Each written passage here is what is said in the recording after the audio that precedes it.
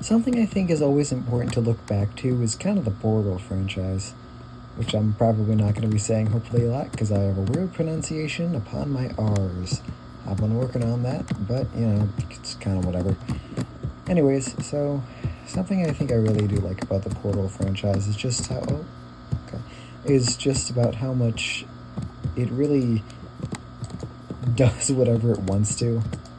I don't know. It has a kind of a law it follows, but it's just really good storytelling, and I think the story behind it originally was kind of I probably said fascinating a lot.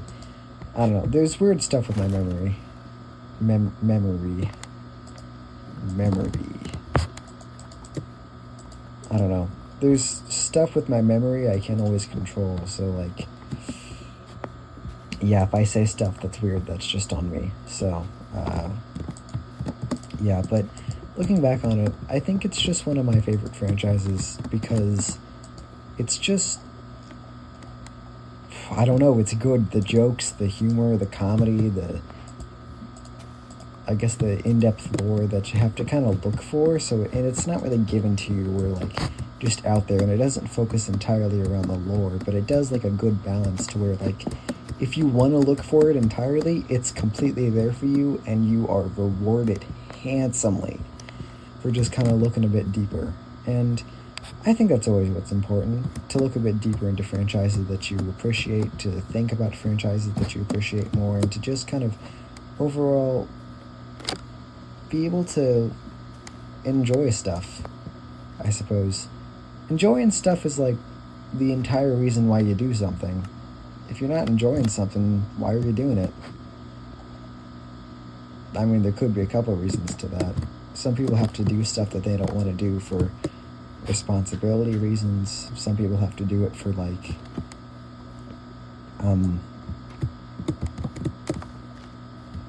responsibility, I guess. It just comes up to a matter of how things get done, I suppose.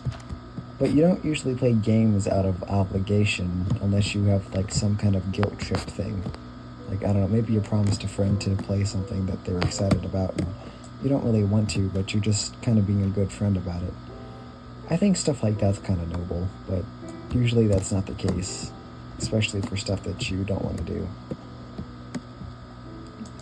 I don't know. I didn't really have a point to that, I suppose. Do things really require a point for them to happen? I like to imagine nice things can happen for everyone, and so sometimes it's good to go about random things. But sometimes people don't appreciate random things, I guess. I remember a lot of things where people are just untrusting, and a lot of situations where people are untrusting. One time I was trying to be nice to one of my friends, but after I was a bit overly nice, they... What is doing that? When I was being overly nice to one of my friends, they thought I had a crush on them, and it kind of ruined the friendship, even though I definitely didn't. It was just kind of a sad situation to be in because I was kind of I wouldn't say long-term friendship, but it was just kind of a whole sad thing. I don't know. I don't care. Past is the past. I think that's one of my reasons of why, like, one of my favorite concepts is time, I suppose. There's always some kind of promise of a future that's going to happen eventually. Every single second is precious, and you gotta enjoy that. Isn't that worth enjoying in itself? I don't know. I could be wrong. Some people don't enjoy the passage of time, and that leads to unpleasant things, but what are you gonna do? Judge someone for not liking something that's happening? I kind of had a whole talk previously about not caring. It's kind of important, I suppose. I guess it's important to take aspects of your life and choose things that you like out of them. I made a lot of big points about not caring, but I also think it's important to recognize things that you should care about. And that's for everything and everyone. Caring is kind of nice. So I guess the question of who cares, like the title of the last thing, I do. I like to care. But I also don't care in some situations, and then we just repeat the cycle. So, yeah. I kind of like... Dang it. I don't know. I was thinking about recently the divide between Java and Bedrock players, and I still don't get that. I mean, at the end of the day, it's what you enjoy that matters. I mean, why not like something, you know? I mean, that's opinion. Sometimes people just have different preferences about stuff. There's nothing wrong with that, I don't think. Well, I guess there could be some situations where it is bad, but, you know,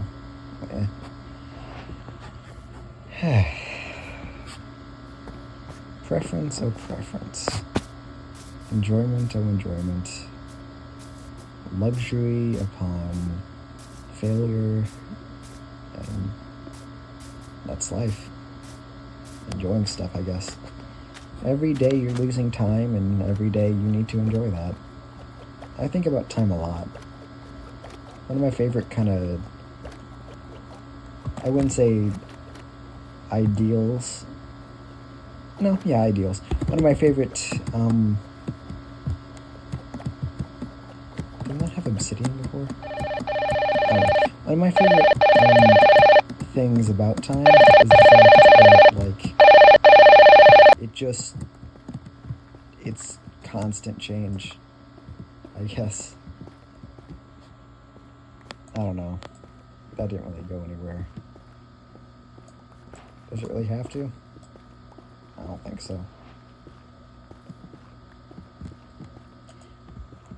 Oh yeah, one of my favorite things is the concept of infinity, because something really kind of cool is how, like, infinity is closer to being nothing than it is something, because having an infinite of something means that no matter what, there's always going to be something of it, but having nothing is closer to something because it's an absence, but something is a presence, but an infinite of something is also a presence, but it's so much presence.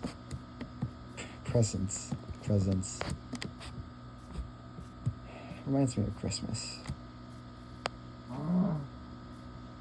Isn't Christmas nice? I enjoy Christmas a lot because I kind of take like a Muppets Christmas Carol approach to it. I don't really think of it as like the, oh, corporatized, or, oh, ooh, boo, evil, it's become ruined, and wah, and all that kind of stuff.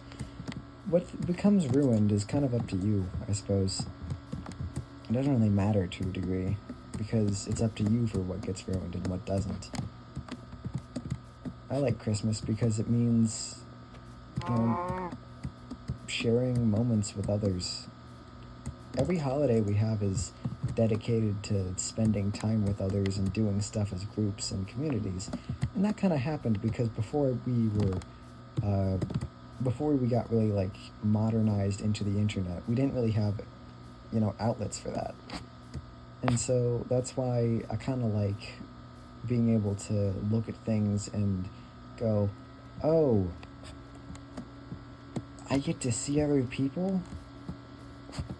I get to spend time with other people and appreciate moments and show kindness? That doesn't sound bad. I kind of want to do more of that. You know, the idea of giving a gift to a friend, the concept of sharing with others just because it makes you feel nice and fuzzy inside. We've lost that, haven't we? We've all been so focused on all the negative stuff in life, and the internet's kind of brought about that that it's hard to look at things and think, oh, that's lovely, isn't it? It's kind of sad, I guess. I mean, what are you gonna do?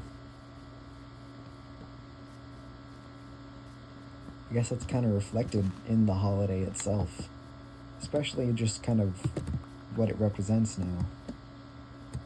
Like, seriously, think about it.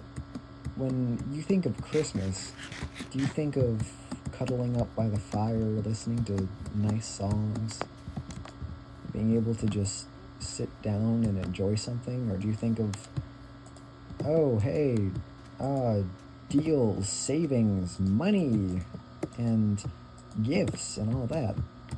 And while I guess it is an aspect of Christmas now, it's kind of sad that that's something that can be preferred about.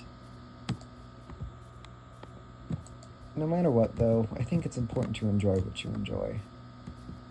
Obviously, that doesn't mean if you enjoy kicking puppies, I don't think you should enjoy kicking puppies, but enjoying stuff that makes you happy is kind of the most important thing you can do, really. What else are you gonna do? Be negative all the time? I mean, you can be negative, but it doesn't really get you anywhere.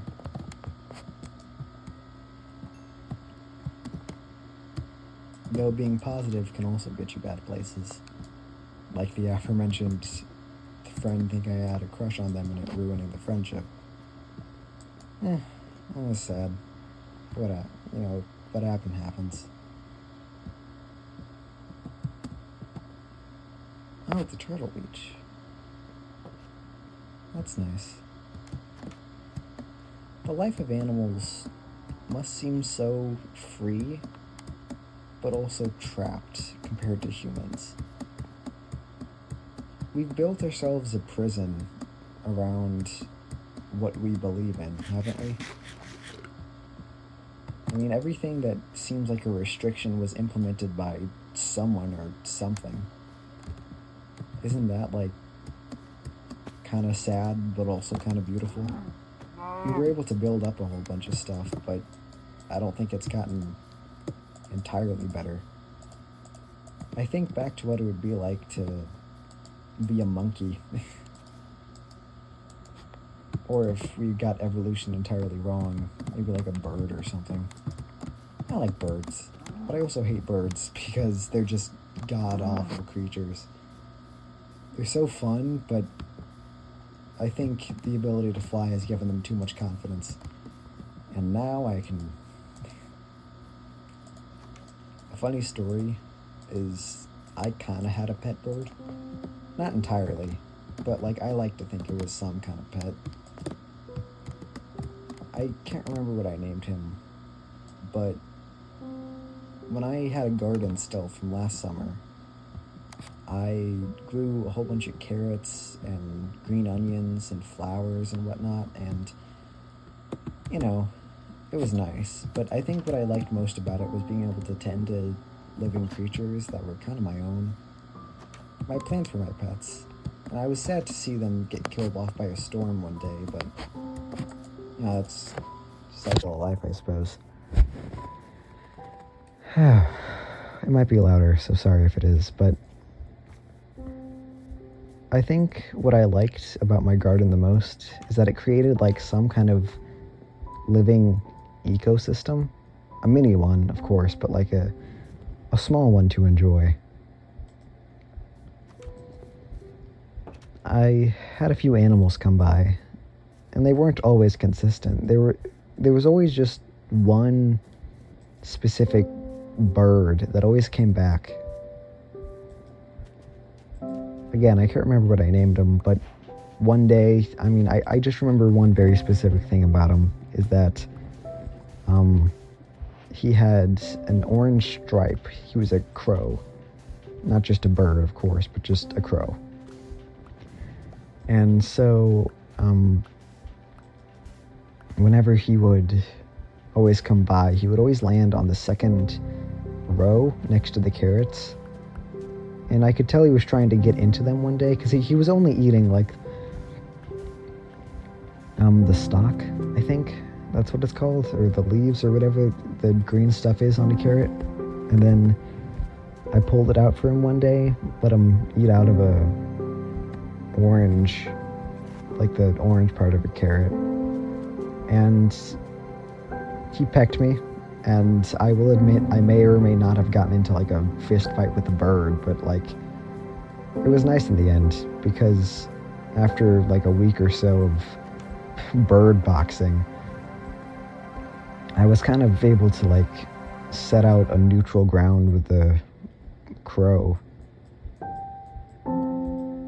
And I fed him, and he kept coming back, and he never really brought any other crows, I suppose. At least not to my knowledge, or at least not in front of me. Maybe he was smuggling stuff like in Ratatouille, but from what I know, he was always kind enough to like at least let me get close. And considering the fact that he was like a wild animal, I mean, that's pretty impressive. Crows are smart, and I think intelligence is the biggest advantage an animal can have, because that's kind of how we started. But it was nice to have like a connection that wasn't from like